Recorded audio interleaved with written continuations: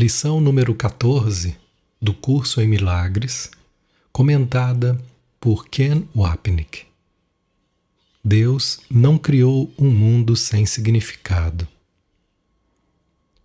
A ideia para o dia de hoje é evidentemente a razão pela qual um mundo sem significado é impossível. O que Deus não criou não existe. E tudo que existe, existe tal como Ele o criou. O mundo que vês nada tem a ver com a realidade. Foi feito por ti e não existe. Linhas como essa são usadas frequentemente pelos estudantes do curso em Milagres como uma forma de abrandar a metafísica e proclamar que o curso não diz que Deus não criou o mundo. Ao invés disso, eles afirmam que o curso ensina apenas que Deus não criou o mundo que nós vemos. É verdade que as palavras de algumas afirmações dizem apenas isso. Mas só porque Jesus está nos ensinando a prestar atenção cuidadosa ao que percebemos. Ele deixa abundantemente claro, tanto no livro de exercícios, assim como em inúmeros outros trechos no resto do material, que Deus não poderia ter criado o mundo porque Ele é o seu oposto. Tudo no mundo da especificidade e da forma muda e morre. O mundo assim está fora de Deus e, portanto, não poderia existir. O próprio fato de que percebemos o mundo significa que ele é irreal e também que nós somos irreais. Novamente, isso não significa apenas o mundo que vemos. Estudantes algumas vezes pensam de forma errônea que isso significa, por exemplo, que Deus não criou o câncer que estou percebendo. O próprio fato de eu ver um mundo de qualquer maneira que seja, está dizendo que existe uma realidade fora de Deus. Se eu percebo um mundo, tem que haver um perceptor e um percebido, sujeito e objeto, observador e observado. O que significa que estamos enraizados na dualidade. Deus pode criar apenas como Ele mesmo, o que significa um ser ou espírito de perfeita unicidade e amor, imutável e eterno. Em outras palavras, o que Deus não criou não existe. E tudo o que realmente existe, existe como Ele o criou, o estado do céu.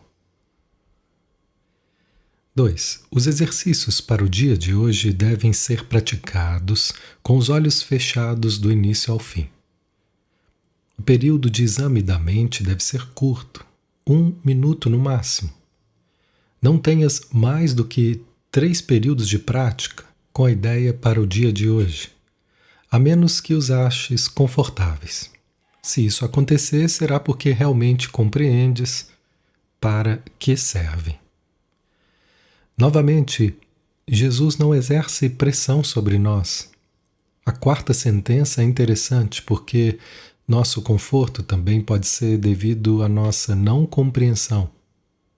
Uma vez que estamos com tanto medo desse próprio propósito de retreinarmos nossa mente, o que esses períodos de investigação da mente vão nos trazer?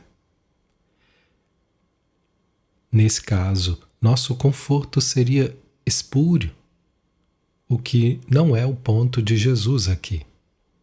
A ideia para o dia de hoje é um outro passo no aprendizado de abandonar os pensamentos que tens escrito no mundo e de veres em seu lugar o Verbo de Deus. Jesus está nos ajudando a entender que existe uma motivação específica envolvida em mantermos nossos pensamentos. Eles não vêm e vão como se fosse por mágica, uma frase usada depois. Eles não aparecem simplesmente.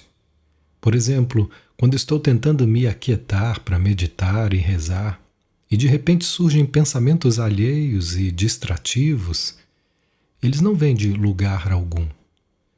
Eles vêm porque estou com medo do amor e da paz que surgem na minha mente se eu me aquietar. Portanto, eu rapidamente tenho que substituir os pensamentos de Jesus pelos meus, a experiência do seu amor pela minha experiência do especialismo. O que está implícito de forma clara e importante aqui é que existe uma motivação específica para a forma com que percebo o mundo e os pensamentos que o fizeram surgir.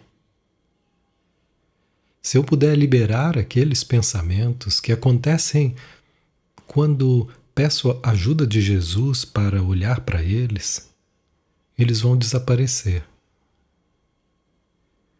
O que resta é o Verbo de Deus, o qual, como já definido, é o princípio de expiação que diz que a separação nunca aconteceu.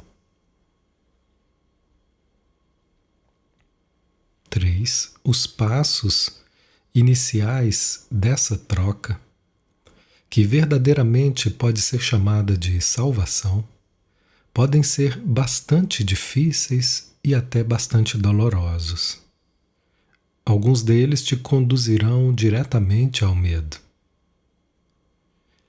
Essa é a primeira vez que Jesus faz uma afirmação assim nas lições. Outras virão, e elas são encontradas através de todo o texto e manual também. O perdão é um processo difícil e não pode deixar de fazer surgir um medo tremendo. É quase certo que exista algo errado se você não luta com essa questão. Se você não luta contra o perdão, fica aterrorizado ou aborrecido com ele, ou até mesmo quer jogar o livro fora. Se você nunca experimentou nada como esse desconforto, quase sempre significará que você não está prestando atenção cuidadosa ao que está sendo dito. Um curso em milagres diz que pessoas amedrontadas podem ser cruéis. Essas lições têm que fazer surgir ansiedade, porque desafiam não apenas a forma com que você percebe algo fora de você, mas desafia a sua identidade básica. É isso o que está citado na lição 13, quando Jesus diz: o reconhecimento da falta de significado desperta intensa ansiedade em todos os separados. Qualquer pessoa que acredite que é um ser separado e autônomo vai experimentar essa ansiedade com esses pensamentos. Jesus então está nos dizendo que está tudo bem em acharmos isso difícil, indutor de medo e, portanto, sermos resistentes a tudo. Essas afirmações são extremamente importantes porque, provavelmente, o maior equívoco que as pessoas cometem com o curso em milagres é negar o ego e a dificuldade inerente a olhar para ele e dessa forma liberá-lo. Todos querem atenuar o processo e torná-lo melhor, porque ninguém realmente quer lidar com as plenas implicações desses pensamentos. Eles, novamente, são os de que você literalmente não existe. Lembre-se da linha que já citei. Se o mundo terminou há muito tempo, e se você é parte do mundo, você terminou há muito tempo. Quem então é você que está pensando e sentindo e fazendo esses exercícios? A resposta a essa pergunta leva diretamente ao medo.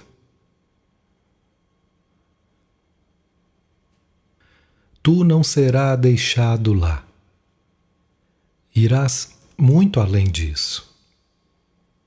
A nossa direção é rumo à perfeita segurança e à perfeita paz. Jesus quer que você entenda que ansiedade, terror, resistência e dificuldade são parte de um processo mais longo e que existe alguém com você que vai conduzi-lo através dele.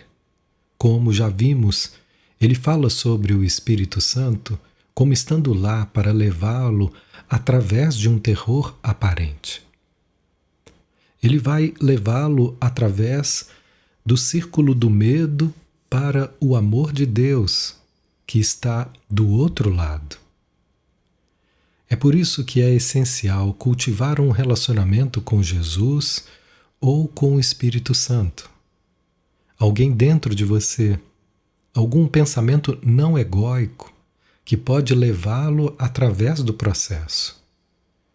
Se você tentar olhar para o seu ego sem ele, também será lançado no terror ou negação, acreditando que tudo é realmente maravilhoso. Jesus está lhe dizendo, sim, haverá dificuldade, resistência e medo, mas eu vou conduzi-lo através disso. Os parágrafos 4 e 5 nos previnem contra sermos compulsivos em relação a esses exercícios, ao mesmo tempo em que nos impele a não excluirmos nada no nosso campo perceptual. Desnecessário dizer, isso é mais fácil de dizer do que de fazer, que é porque Jesus faz da não exclusividade da nossa prática um tema central nessa primeira parte do programa de treinamento mental para nós. Com os olhos fechados, pensa em todos os horrores do mundo que cruzam a tua mente. Cita cada um à medida que te ocorre e em seguida nega a sua realidade. Deus não o criou, portanto não é real. Dize, por exemplo, Deus não criou aquela guerra, portanto ela não é real. Deus não criou aquele acidente de avião, portanto ele não é real. Deus não criou aquele desastre, portanto ele não é real. Outros sujeitos adequados para a aplicação da ideia para o dia de hoje também incluem qualquer coisa que tenhas medo que possa te acontecer, ou a qualquer pessoa com quem estejas preocupado. Em cada caso, cita o desastre bem especificamente. Não use termos genéricos. Por exemplo, não diga Deus não criou a enfermidade, mas Deus não criou o câncer, ou ataques cardíacos, ou qualquer coisa que possa te provocar medo. Jesus quer que nos certifiquemos de incluir tanto os horrores pessoais quanto os coletivos, refletindo a importância de reconhecer que não existe hierarquia de ilusões. Agora, o parágrafo 6. Estás olhando para o teu repertório pessoal de horrores. Jesus está se focalizando no negativo. Ele poderia tão facilmente quanto isso ter se focalizado nas coisas positivas também. Portanto, Deus não apenas não criou o câncer, Ele não criou o corpo saudável também. Ele não criou um acidente de avião, mas também não criou um foguete espacial que aterrissa em segurança na Lua. Essas coisas são parte do mundo que tu vês. Algumas delas são ilusões compartilhadas e outras fazem parte do teu inferno pessoal. Isso não importa. Aquilo que Deus não criou só pode estar na sua própria mente, a parte da sua.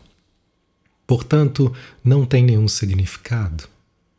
Em reconhecimento desse fato, conclui os períodos de prática repetindo a ideia para o dia de hoje. Deus não criou um mundo sem significado. Qualquer coisa que você pense que tenha a ver com a dualidade, separação, individualidade ou especialismo, não está na mente de Deus, porque sua mente é apenas unicidade e amor, na qual não existe separação de forma alguma. Portanto, se não está na sua mente,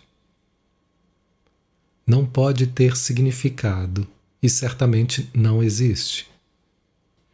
Note o termo ilusões compartilhadas como partes da filiação única, a mente única. Nós concordamos com certas coisas que são percebidas no mundo físico, tamanho, forma, cor, etc.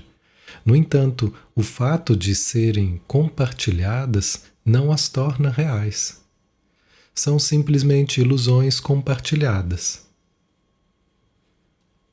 Nada é tão cegante quanto a percepção da forma. O texto afirma uma afirmação importante à qual devemos retornar frequentemente. O conhecimento de Deus é verdadeiro em contraste com o mundo ilusório da percepção do ego. A ideia de hoje pode, obviamente, ser aplicada a qualquer coisa que te perturbe durante o dia, fora dos períodos de prática. Ser muito específico ao aplicá-la. Dize: Deus não criou um mundo sem significado. Ele não criou. Especifica a situação que está te perturbando. E, portanto, isso não é real. Você pode ver como Jesus está repetidamente nos pedindo nessas lições para aplicarmos seus ensinamentos de forma muito específica às nossas vidas diárias.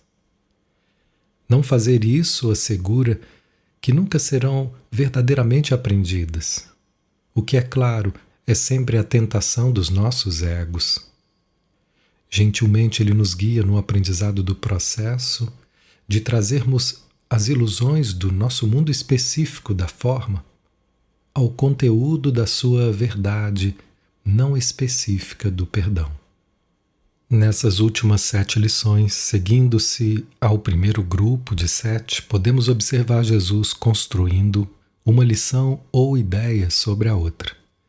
Ele nos leva da compreensão de que a falta de significado do mundo que percebemos está vindo da falta de significado do mundo que tornamos real em nossas mentes. Para a compreensão de que no cerne desses pensamentos sem significado está o pensamento mais terrível de todos. Deus está em competição conosco e certamente vai nos destruir. É importante entender ainda que não esteja afirmado aqui que aquele pensamento também é uma defesa.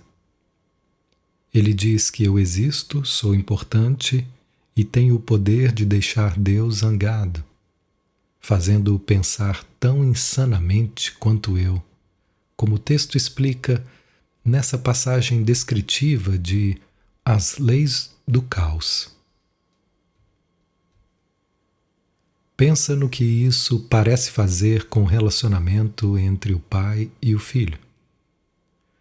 Agora, aparentemente, eles nunca mais poderão ser um outra vez, pois um deles não pode deixar de estar sempre condenado e pelo outro. Agora eles são diferentes e inimigos, e o seu relacionamento é de oposição, assim como os aspectos separados do filho só se encontrarão para conflitar, mas não para unir-se. Um vem a ser fraco, o outro forte, através da sua derrota. E o medo de Deus e uns dos outros agora aparenta ser razoável, e se faz real devido ao que o Filho de Deus fez a ambos, a si mesmo e ao seu Criador. Aqui está um princípio que pretende definir o que o Criador da realidade tem que ser, o que ele tem que pensar e o que ele tem que acreditar e como ele tem que responder acreditando nisso. Nem mesmo se considera necessário perguntar-lhe acerca da verdade do que foi estabelecido para que ele creia. Seu filho pode dizer-lhe isso, e ele não tem senão a escolha de aceitar a sua palavra ou estar equivocado. Pois se Deus não pode estar equivocado, ele tem que aceitar a crença do seu filho acerca do que ele é e odiá-lo por isso. Deus agora reage de forma tão psicológica quanto eu, espelhando a minha vingança cruel e pecaminosa sobre ele mesmo. Se isso fosse assim, ao céu se oporia a própria oposição celeste, tão real quanto ele. E então a vontade de Deus estaria partida em duas, e toda a criação estaria sujeita às leis de dois poderes opostos, até que Deus se tornasse impaciente, partisse o mundo em dois e relegasse o ataque a si mesmo. Nesse caso, ele de fato teria enlouquecido, proclamando que o pecado usurpou a sua realidade e, afinal, trouxe o seu amor para ser depositado aos pés da vingança. Imagine o poder que isso me dá. Além disso, se eu for poderoso o suficiente para forçar Deus a reagir a mim, preciso existir. Reconhecer a falta de significado última daquele pensamento cria minha ansiedade. Portanto, a ansiedade em relação à vingança antecipada de Deus é uma defesa contra a ansiedade real, que é a de que eu não existo de forma alguma. Eu posso viver muito bem com o pensamento de que Deus quer me matar. Ele pode não me deixar feliz, mas sei como lidar com ele. Posso estabelecer uma religião, fazer barganhas com Deus, desempenhar rituais para aplacar sua ira e projetar a responsabilidade nos não crentes, em julgamento justificado por sua heresia. Portanto, não sei como lidar com o pensamento de que eu não existo, exceto negá-lo e rapidamente fazer algo para tomar seu lugar. Ken Wapnick.